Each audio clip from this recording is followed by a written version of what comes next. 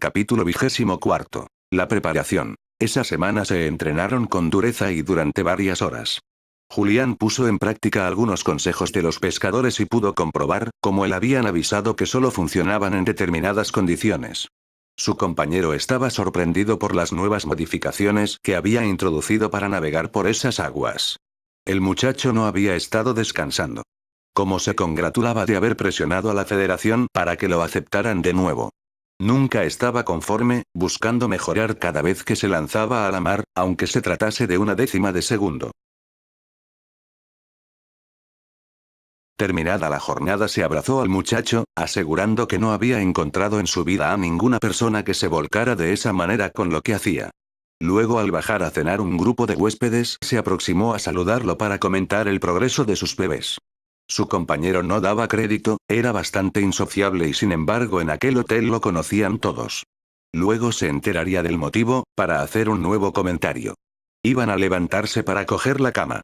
Estaban destrozados, cuando un grupo de personas los rodearon, con bebés en brazos y arropados por sus familiares.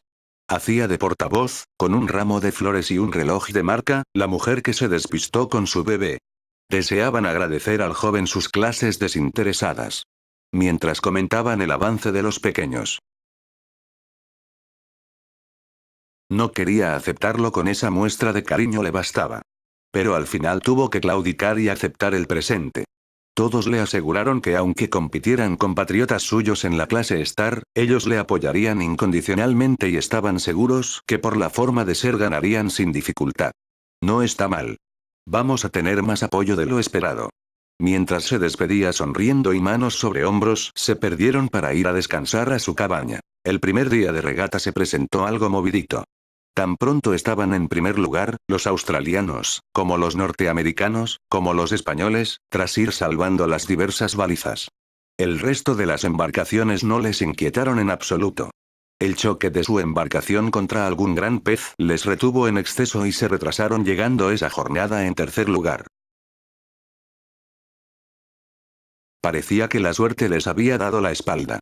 Además, la parte por la que navegaron les aseguraron que era difícil encontrarse con algún animal. Pero asumieron esa derrota. Las siguientes jornadas estuvieron muy reñidas y llegó la definitiva. Sus posibilidades de triunfo estaban algo lejanas. Sin duda ese día deberían arriesgar. Se habían concentrado al máximo, sabedores que un nuevo triunfo mermaría la moral de los contrincantes. Llevaban las últimas regatas que se enfrentaron ganando. Les tenían comida la moral y si en esa última jornada donde sus posibilidades eran mínimas, conseguían algo positivo les costaría recuperarse. Todo competidor sabe que el factor psicológico influye mucho en las competiciones de alto nivel y no estaban por la labor de perder esa enorme ventaja que llevaban hasta la fecha. Sin duda un triunfo les colocaría de cara a la Olimpiada en una posición privilegiada. En esa última jornada la mar se despertó algo movida, no se podían correr riesgos a menos que se quisiera tirar todo por la borda. Julián había preparado una estrategia altamente complicada, podían perder el palo o la vela e incluso sufrir un vuelco que tiraría por tierra todas sus posibilidades. Pero precisaban hacer algo nuevo. Desde la misma salida la embarcación de los españoles sorprendió a todos. Coger los vientos como lo estaban haciendo era poco menos que suicidarse, pero la distribución de las velas, siguiendo la recomendación de un marino de 80 años con el que habló durante horas, les permitió correr riesgos con cierta posibilidad. Las embarcaciones dudaban entre asegurar o arriesgarse como la embarcación española. Por fin algunos se aventuraron a seguirlos, pero pronto se presentaron los primeros abandonos. Las embarcaciones favoritas para esa competición se mantenían firmes en las trayectorias más seguras, pero veían como cada vez más se les escapaban los españoles.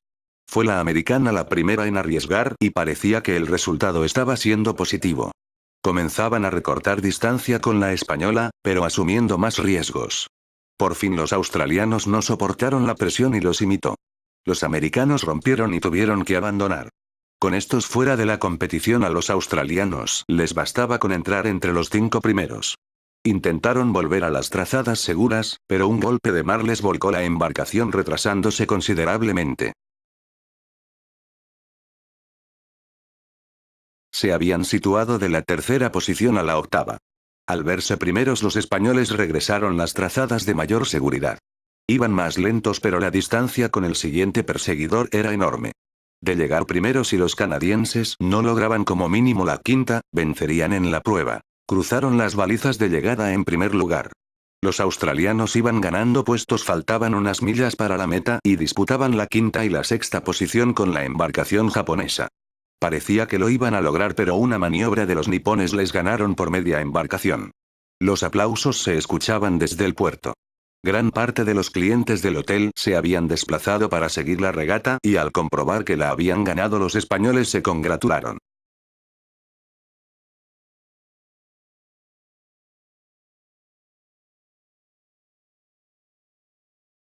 Tanto los australianos como los americanos estaban destrozados, eran conscientes de la superioridad de la pareja española, pero no se explicaron cómo pudieron caer en su trampa. No solo eran grandes marineros, sabían manejar las situaciones de carrera como ninguno. No podían explicarse el conocimiento que tenían de todas las aguas donde navegaban. En las españolas eran invencibles, pero en otras latitudes llegaban a conocer la zona casi mejor que los nativos. Les quedaba un mes de intenso entrenamiento y competiciones. Tenían la moral por los aires, pero en ningún momento bajaron el listón de la exigencia. Conocedores que en ese mundo de la vela, relajarse era como firmar la derrota. Estaban reponiendo fuerzas en su hotel de concentración cuando se personaron las parejas contrincantes para felicitarlos por su gran estrategia. Se sentaron a conversar y quedaron atónitos ante los secretos que aquel marino joven les revelaba. Tal vez fuera su juventud, pero su compañero aseguró que cuando alguien le preguntaba no dudaba en expresar todo cuanto sabía. Era incapaz de guardar un secreto. En aquel encuentro les reveló su estrategia para conocer los lugares por donde debían competir.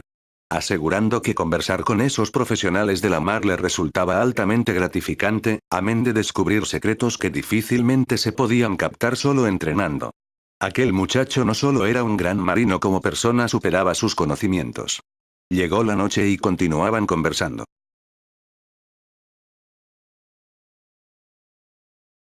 Cenaron y por fin se despidieron deseándose suerte en las siguientes regatas y que en la gran cita ganara el mejor preparado para lograrlo. Fue un mes duro, pero el segundo se presentaba muy intenso.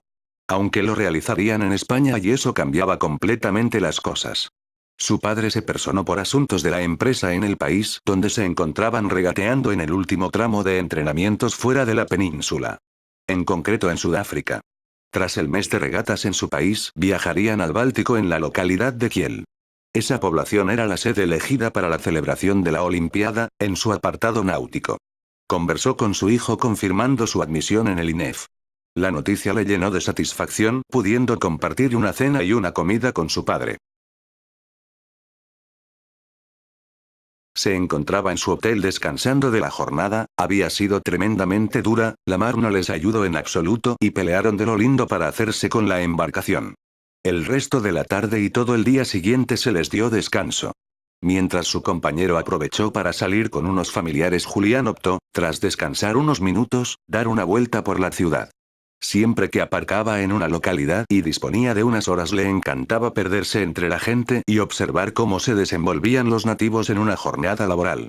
Al salir de su hotel no observó nada fuera de lo normal, si exceptuamos una importante presencia policial en las calles. Percibió de inmediato la marginación a la que el blanco minoría en el país sometía a los de raza negra. Conforme se alejaba de la zona central de la ciudad y se adentraba a los barrios periféricos, pudo constatar la pobreza y abandono al que miles de personas se veían sometidas. La mirada de sus habitantes emitía ondas cargadas de odio. En un determinado momento sintió cierto reparo a proseguir por aquellos barrios ruinosos, sucios, sin asfaltar, donde las enfermedades de todo tipo tenían su nido de cultivo. Se aproximó a un niño, medio desnudo que lloraba sin parar, le tendió la mano y sacando una pelota de béisbol que llevaba en su mochila se la ofreció al pequeño. Paró de llorar y se puso a jugar con aquel desconocido. A los pocos minutos alguien se le acercó con amenazas, respondió con educación y trató de aclarar la situación, pero aquel personaje se alteraba cada vez más. A quien se les unieron otros sin demasiadas buenas intenciones. De inmediato varios coches de la policía aparecieron en el lugar y la gente desapareció en décimas de segundo. Estaba perplejo, lo cierto es que en un principio agradeció la presencia policial pero luego lo lamentó. Algunos transeúntes recibieron alguna que otra caricia de los antidisturbios, bien calzados, uniformados y con material para repartir caricias. Julián sacó un billete y se lo dio al muchacho antes que varios agentes lo rodearan. En un principio pensó que iban a por él, pero el agente que dirigía al grupo le comentó en inglés que estaba corriendo demasiados riesgos al dejarse caer por esos barrios. Los agentes secretos que tenían designada la delegación española les habían informado del peligro que corría un representante del equipo olímpico español y de ahí que se personaran.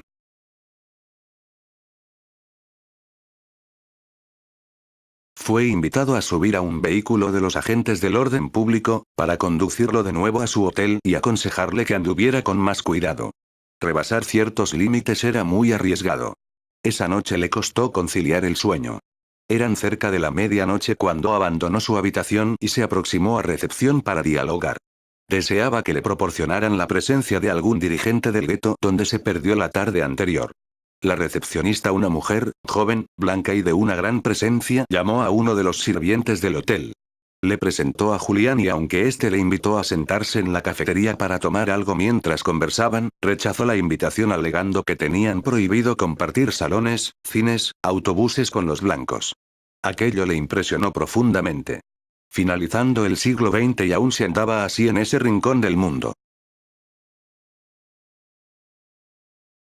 Mantuvieron una grata y serena conversación y logró la promesa de presentarle a la mañana siguiente a unos compañeros que le facilitarían la posibilidad de desenvolverse por los mismos lugares sin correr riesgos.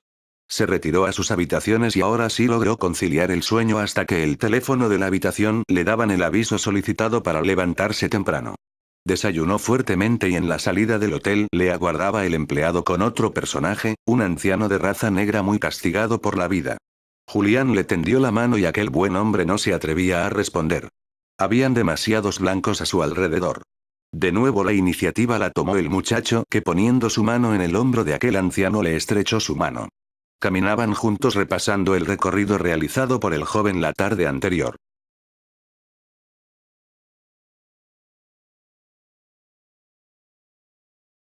Aquel personaje hablaba muy poco pero Julián sintió una enorme información de aquella persona sin necesidad de palabras.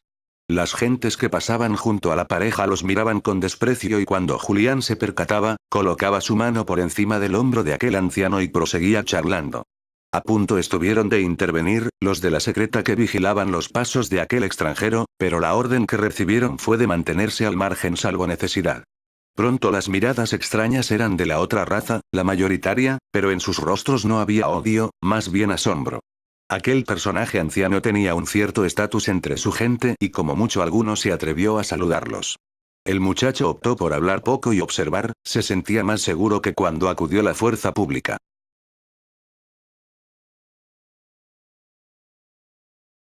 Consciente que caminando con aquel anciano su integridad física no corría peligro, al menos por los habitantes de aquel barrio marginal. Pudo ver en un descampado entre las chabolas al muchachito, con otros cuantos más, jugando con la pelota que la tarde anterior le regaló. Nada más ver a su bienhechor se lanzó corriendo hacia él, no se abrazó porque el personaje que le acompañaba le coartó su reacción natural, pero Julián lo cogió en brazos y le preguntó cómo le iban las cosas. Sus primeras palabras fueron para agradecerle el dinero que le había dado, pues consiguió comprar unos medicamentos para su madre.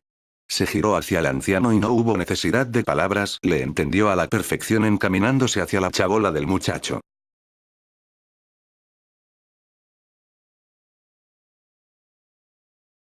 Allí fue bien recibido, cubrió con su cartera alguna otra necesidad que había en aquella casa y salió en compañía del muchacho y aquel anciano al descampado para jugar con la pelota. Finalizado el juego sentados en la entrada de la choza sobre unos troncos mantuvieron una reveladora conversación. Lo percibido por Julián se lo estaban confirmando. No le cabía en la cabeza que seres humanos se comportaran como lo hacía la raza civilizada el blanco, era incomprensible. Algo no encajaba, ni en su educación, ni en sus valores, ni siquiera en su capacidad para entender las cosas. No podía comprender la situación que se vivía en aquel país. Llegó al hotel muy pensativo, se encontraba en una situación de su vida complicada.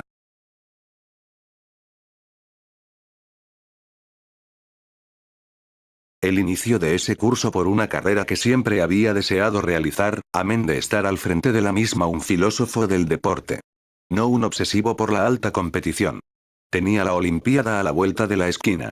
Su trabajo en aquel complejo deportivo con la natación. Su libro que avanzaba a buen ritmo. Las sucesivas pruebas que la vida le mostró en su corta vida y sobre todo en un espacio de tiempo tan corto. Lo de Anki, era algo que asumió desde que se lo confesó en Gandía. El Señor le había dado lo que siempre buscaba y era lógico que ante tanta dicha y felicidad pagara su precio. Lucharía por los demás, se entregaría en cuerpo y alma a su labor, fuera la que fuera, esperando eso sí que su purgatorio terminara cuando el Señor lo estimara oportuno, para gozar la eternidad junto a ella. Ahora al ver aquella situación se comenzaba a replantear su vida. ¿No lo dejaría todo por luchar contra esas injusticias? Las palabras de su padre. Siempre que quieras hacer algo comienza por los más cercanos. En ocasiones nos olvidamos de ellos y muchas veces nos necesitan más de lo que creemos.